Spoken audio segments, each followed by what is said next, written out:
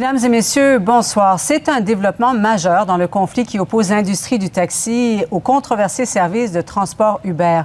Un service qui fait perdre d'importants revenus aux chauffeurs de taxi et qui n'est pas encadré par la loi.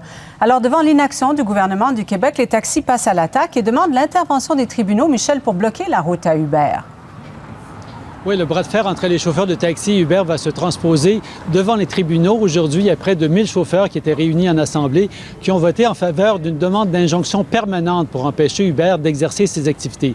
Donc, cette demande-là va être faite dès demain.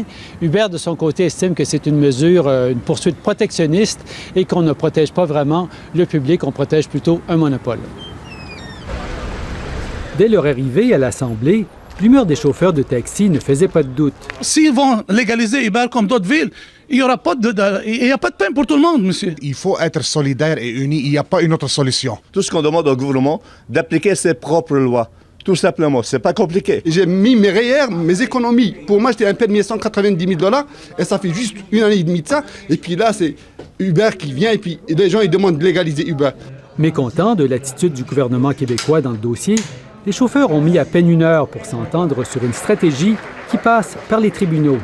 Demain matin et mardi matin, les poursuites vont être faites contre Uber partout au Québec et puis on va tenter de rendre ça illégal partout sur le territoire. Pour faire du transport de personnes moyennant rémunération au Québec, il nous faut un permis. Ce n'est pas du covoiturage. La loi définit clairement ce que c'est du covoiturage. C'est embarquer quelqu'un dans son auto quand on fait déjà le trajet. Et ce qu'on demande, c'est de désactiver l'application Uber partout sur le territoire du Québec, d'interdire à toute personne d'offrir leur service de chauffeur à Uber et finalement d'interdire Uber à titre d'intermédiaire partout sur le territoire du Québec. L'industrie du taxi estime qu'il est temps que le gouvernement agisse.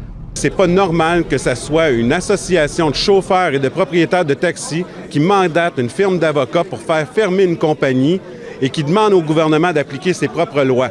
Ça n'a juste pas de bon sens.